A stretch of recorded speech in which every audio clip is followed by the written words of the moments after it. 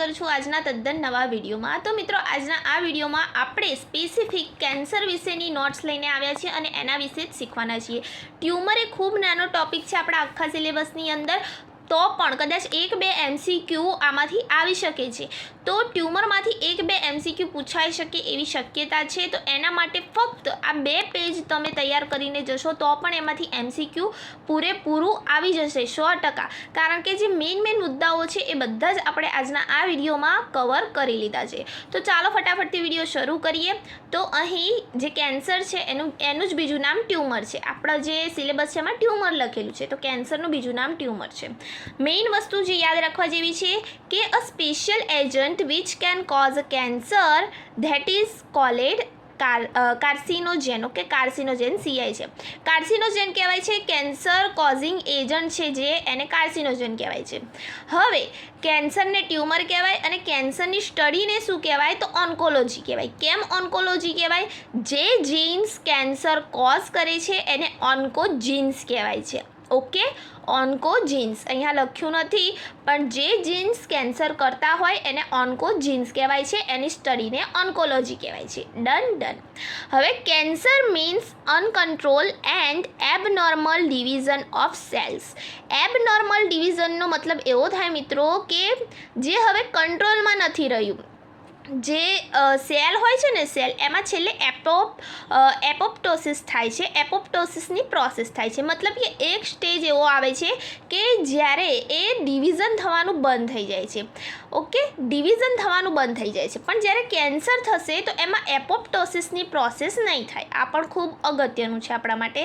જ્યારે કેન્સર થશે ત્યારે એપોપ્ટોસિસની પ્રોસેસ નહીં થાય। એપોપ્ટોસિસ એટલે એક સ્ટેજ એવો આવશે જ્યારે સેલ એ ડિવિઝન થવાનું બંધ કરી દેશે, એકમાંથી 2 બનવાનું બંધ કરી દેશે, પણ કેન્સર થશે ત્યારે આ એપોપ્ટોસિસની પ્રોસિજર નહીં થાય। ઓકે, તો cancer means uncontrol and abnormal division of cells. સેલ્સનું કેવું ડિવિઝન થઈ રહ્યું છે? અનકન્ટ્રોલ રીતે થઈ રહ્યું છે, એબનોર્મલ થઈ રહ્યું છે। ઓકે, એને કેન્સર કહેવાય। તમે જોયું હશે કે કેન્સરમાં ગાંઠો થઈ જતી હશે કોષોની, તો એ એબનોર્મલ ડિવિઝન છે। ડન।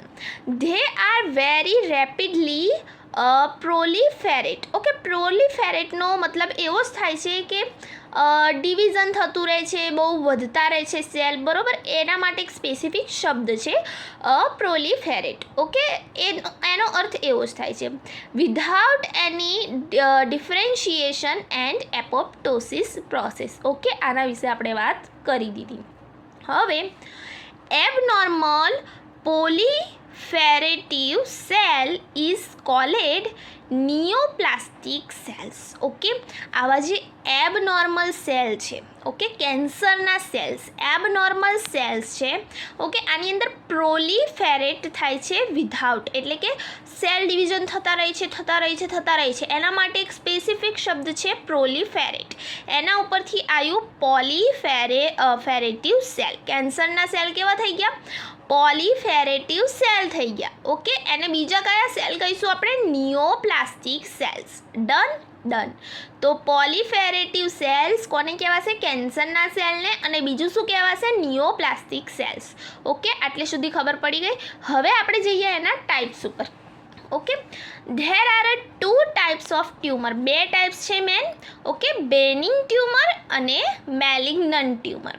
ઓકે, આનો મુખ્ય જે ડિફરન્સ છે ને મિત્રો એ છે કે આ જે બેનિંગ ટ્યુમર છે એ ગાંઠ ટાઈપ હોય છે। ઓકે, આપણને હાથ ઉપર કે ક્યાંય થઈ શકે સ્કિનની ઉપર, તો એ ગાંઠ ટાઈપ હોય છે, એને તમે કાપીને કાઢી શકો છો। ઓકે, એટલે આ એટલું ખતરનાક નથી। અને ખતરનાક નથી એના પાછળનું મુખ્ય કારણ છે કે આની અંદર જે છે આ જે મેટાસ્ટેટિસ છે એ જોવા નથી મળતું। મેટાસ્ટેટિસ એટલે શું? તો આની અંદર શું થશે મિત્રો કે એક જગ્યાએથી બીજી જગ્યાએ કેન્સર ફેલાશે, બરોબર? આ હાથે થયું, કાલે બીજા હાથે થશે, તો એને આપણે કહીશું મેટાસ્ટેટિસ, ફેલાયું। પણ જે આ બેનિંગ ટ્યુમર છે એમાં એકની એક જગ્યાએ રહે છે, વધતું નથી, આગળ ફેલાતું નથી. ઓકે, બંને આપણે કમ્પેરિઝનમાં જોઈએ તો આપણને વધારે ખ્યાલ આવે. તો હવે મેલિગ્નન્ટ ટ્યુમર છે એમાં મેટાસ્ટેસિસ જોવા મળે છે, એટલે એક જગ્યાએથી બીજી જગ્યાએ ફેલાઈ જાય છે. એટલે આ કેવું છે, ખતરનાક છે. ઓકે, ફેલાઈ જાય છે એક જગ્યાએથી. તમે એક જગ્યાએથી સમજો, તમે એક જગ્યાએથી કેન્સરના સેલ રિમૂવ કરી શકો, પણ પછી ત્યાં સુધી તો બીજી જગ્યાએ ફેલાઈ ગયું હોય, તો આ ડેન્જરસ છે આપણા માટે. આને આપણે કાપીને રિમૂવ કરી શકીએ છીએ. ડન છે, ડન. તો આની અંદર મુદ્દે શું હોય છે, માસ ઓફ સેલ્સ. ઓકે, ગુચ્છો સેલનો. ડન. અને આ રીત તો બહુ ડેન્જરસ છે, આપણે વાત કરી દીધી. કેમ ડેન્જરસ છે, અંદર મેટાસ્ટેસિસ જોવા મળે છે. ઓકે, આ કેવું છે, લોકેલાઇઝેડ ટ્યુમર છે, એક જ જગ્યાએ રહે છે. લોકેલાઇઝેડ છે, એક જ જગ્યાએ રહે છે.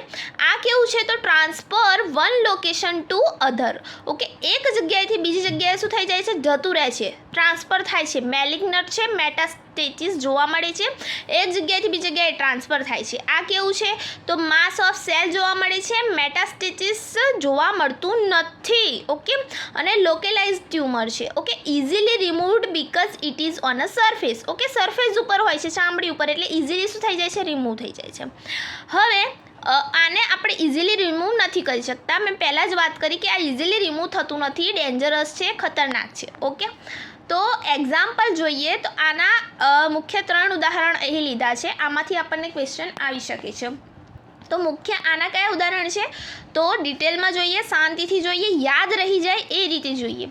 ઓકે, આના ઉદાહરણ 3 છે, લિપોમા, ઓકે, માયલોમા અને ફિબ્રોમાસ. ઓકે, લિપોમા ઉપરથી ખબર પડે, લિપિડ. ઓકે, લિપિડ કહેવાય ને, આપણે આ રીતે યાદ રાખવાનું, લિપોમા, લિપિડ. તો લિપોમા ઉપરથી ખબર પડે કે આ કેવું છે, ફેટ સેલના વધી જવાથી થાય. ફેટ સેલ વધી જાય તો શું થાય, લિપોમા થાય. ઓકે, આના ઇમેજીસને તમે સર્ચ કરીને પણ જોઈ શકો છો. તો લિપોમા ફેટ સેલના વધી જવાથી થાય. બીજું છે માયલોમા, માય તો મસલ્સ. ઓકે, એ રીતે આપણે શબ્દથી શબ્દ મલાઈને યાદ રાખવાનું. તો માયલોમા મસલ્સ સેલના વધી જવાથી થાય છે. મસલ સેલ હશે, મસ્ક્યુલર સેલ, એના વધી જવાથી થાય છે. અને આપણા માટે જરૂરી અને ખાસ એવું ફિબ્રિયોમાસ. ઓકે, ફિબ્રોમાસ. આ શું છે, આ જે ફિબ્રોમાસ છે ને મિત્રો, એ યુટ્રસમાં થાય છે. સ્ત્રીઓની અંદર જોવા મળે છે, યુટ્રસમાં, ગર્ભાશયમાં ગાંઠ થઈ જાય એવું કહે છે, ખબર? તો એ જે આ ફિબ્રોમાસ છે, ફિબ્રોમાસ ક્યાં થાય છે, યુટ્રસની અંદર થાય છે, ગર્ભાશયની ગાંઠ જેને કહીએ છીએ. અને એ પણ ઇઝીલી રિમૂવ થઈ જાય છે. ઓકે, આનું પણ એટલું કંઈ હોતું નથી, ઇઝીલી રિમૂવડ છે. Okay, fibromas cause in a uterus. Okay, myeloma ક્યાં થાય છે, મસલ સેલની અંદર થાય છે. લિપોમા એ ફેટ સેલની અંદર થાય છે. ઓકે, ડન છે, ડન. ઓકે, હવે આ જે છે ને ફિબ્રોમાસ જ્યારે થશે ને ત્યારે 2 વસ્તુઓ થશે. એક તો જે મેન્સ્ચ્યુરાઇઝેશન સાયકલ હશે, ઓકે, માસિક સ્ત્રાવ થતો બંધ થઈ જશે સ્ત્રીઓની અંદર. જો એ એક્ઝેક્ટ જે દિવાલ હશે ને ગર્ભાશયની, એની નીચે થશે તો માસિક સ્ત્રાવ કેવો થઈ જશે, થંભી જશે. એ એનાથી પ્રોબ્લેમ થાય. અને બીજી કે જે સ્પર્મ સેલ્સ હશે એને એ યુટ્રસ સુધી નહીં જવા દે. ઓકે, સ્પર્મ સેલ્સને રોકી દેશે, તો જે સ્ત્રી છે એ કદાચ માતા ના બની શકે એવું થાય છે. અમુક કિસ્સાઓમાં જ થાય છે, બધામાં નથી થતું. તો સ્પર્મ સેલ્સને જતાં સ્ટોપ કરી દેશે અને મેન્સ્ચ્યુરાઇઝેશન કેવું કરી દેશે, સ્ટોપ. કયું cancer, fibromas cancer causes in a uterus. Okay, done છે, ડન. ઓકે, આ 3 આપણે બહુ મસ્ત રીતે સમજ્યા. હવે આની વારી. તો આ જે છે કયા ટાઈપનું કેન્સર છે, ફરીથી એક વખત જોઈ લો. મેલિગ્નન્ટ ટ્યુમર છે, એક જગ્યાએથી બીજી જગ્યાએ જાય છે, મેટાસ્ટેસિસ જોવા મળે છે. આના એક્ઝામ્પલ છે કાર્સિનોમાસ, સેક્રોમાસ અને લિમ્ફોમાસ અને લ્યુકેમિયમ. ઓકે, લ્યુકેમિયા તો તમને ખબર જ હશે. તો કાર્સિનોમાસ એટલે જે છે ને સ્ટાર્ટ ક્યાંથી થશે.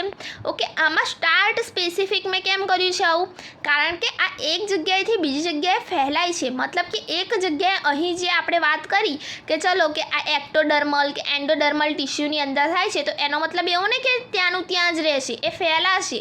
ઓકે, તો start cause in a ectodermal and endodermal skin. Okay, tissue જે અમારા હાથ ઉપર જે ટિશ્યુ છે એ રીતે. તો એક્ટોડર્મલ એન્ડોડર્મલ ટિશ્યુની ઉપર થશે, સ્કિનની ઉપર થશે. કાર્સિનોમાસ એક જગ્યાએથી બીજી જગ્યાએ ફેલાય છે. ઓકે, હવે આવ્યું સેક્રોમાસ. સેક્રોમાસ ક્યાંથી સ્ટાર્ટ થશે, તો બોનનું કેન્સર છે, હાડકાનું. ઓકે, હાડકાથી સ્ટાર્ટ થશે. કયું, સેક્રોમાસ. ઓકે, અહીંયા સી આવશે, sarcomas. Sarcomas. Okay, sarcomas. Okay, done. તો બોનની અંદરથી ફેલાય છે સેરકોમાસ, અને કાર્સિનોમાસ એ એક્ટોડર્મલ કે એન્ડોડર્મલ ટિશ્યુથી ફેલાય છે. પછી આવે છે લિમ્ફોમાસ. લિમ્ફોઇડ સિસ્ટમ જે છે, લિમ્ફેટિક સિસ્ટમ, એની અંદર થશે લિમ્ફોમાસ. ઓકે, આનું નામ ઉપરથી જ ખબર પડી જાય. અને છેલ્લું છે લ્યુકેમિયા, જે બ્લડની અંદર થતું કેન્સર છે. ખૂબ પોપ્યુલર છે આ કેન્સર. તમે પણ સાંભળ્યું હશે કે કોઈને બ્લડ કેન્સર થયું હોય, બરાબર. તો જે આ બ્લડ કેન્સર છે એમાં આપણને આમ એવું લાગતું હોય કે ચલો એબનોર્મલ કન્ડિશન છે. તો એબનોર્મલ કન્ડિશન છે ખરી લ્યુકેમિયા, તો એની અંદર એવા કયા સેલ છે જે વધી જશે? તો WBC. ઓકે, જે વ્હાઇટ બ્લડ સેલ્સ છે એનો એબનોર્મલ ગ્રોથ થશે. આ પરીક્ષામાં પૂછાઈ શકે છે. લ્યુકેમિયાની અંદર કયા એવા બ્લડ સેલ્સ છે કેન્સરના જે વધી જશે? તો WBC. ઓકે, બધા ટાઈપ જોઈ લીધા, બધું જોઈ લીધું. હવે આપણે આગળ હજુ આના વિશે કેટલીક વસ્તુઓ જાણવાની છે. એની પહેલાં એક ક્વિક રિવિઝન આપણે કરી દઈએ ફટાફટ આટલા પેજનું, પછી આગળ વધીએ. તો કેન્સરને બીજું ટ્યુમર કહેવાય. ઓકે, સ્ટડી જે કેન્સરની છે એને ઓન્કોલોજી કહેવાય. જે જીન્સથી કેન્સર થાય એને ઓન્કોજીન્સ કહેવાય. ઓકે, પ્લોરીફેરેન્ટ એને પ્લોરીફેરેન્ટ એટલે કે થઈ જ જાય, બહુભાજન થઈ જ જશે. ઓકે, તો એપોપ્ટોસિસ જોવા નથી મળતી, સેલ ડિવિઝન સ્ટોપ નથી થતું, એને પોલીફેરેટિવ સેલ્સ કહેવાશે કેન્સરના સેલને, અથવા નિયોપ્લાસ્ટિક સેલ્સ કહેવાશે. બે ટાઈપ છે, બેનિંગ ટ્યુમર, મેલિગ્નન્ટ ટ્યુમર. બેનિંગમાં શું હશે? મેટાસ્ટેટિસ જોવા મળશે નહીં, મેટાસ્ટેટિસ જોવા મળશે મેલિગ્નન્ટમાં.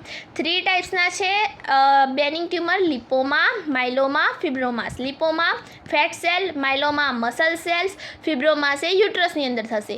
આની અંદર એક્ઝામ્પલ જોઈએ તો કાર્સિનોમાસ ક્યાં થશે? સ્કિનના જે ઉપરનું લેયર છે એન્ડોડર્મલ અથવા એક્ટોડર્મલ લેયરની અંદર થશે. સેક્રોમાસ છે, શાનું કેન્સર છે? બોનથી સ્ટાર્ટ થશે. સેક્રોમાસ બોનથી સ્ટાર્ટ થશે.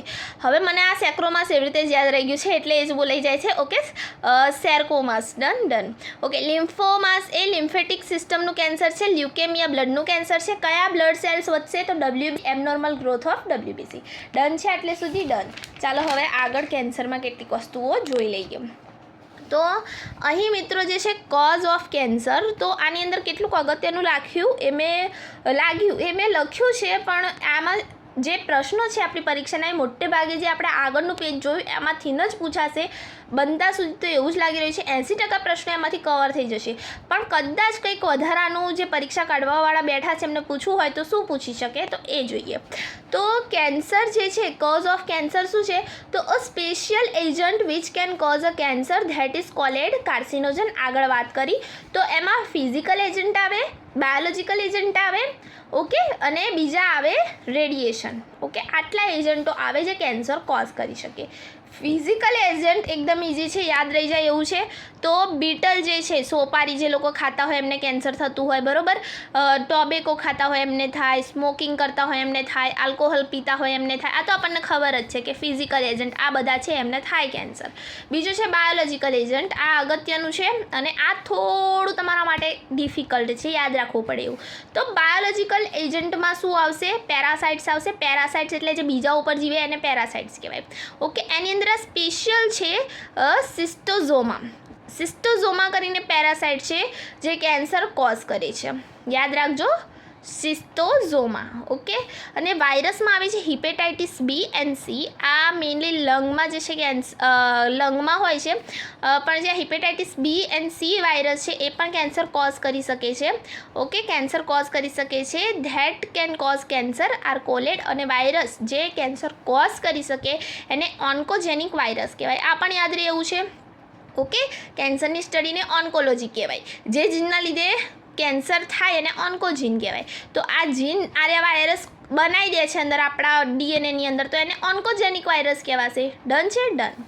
રેડિયેશનથી કેન્સર થાય છે. રેડિયેશન તો કયા હશે? તો એક્સરે, ગામા રે, UV રે, ન્યુક્લિયર બોમ્બ. ઓકે, આપણે જોયું છે હિરોશિમા નાગાસાકી ઉપર બોમ્બ ફોડ્યો તો, હજુ પણ ત્યાં કેટલાક એવા કેસીસ જોવા મળે છે.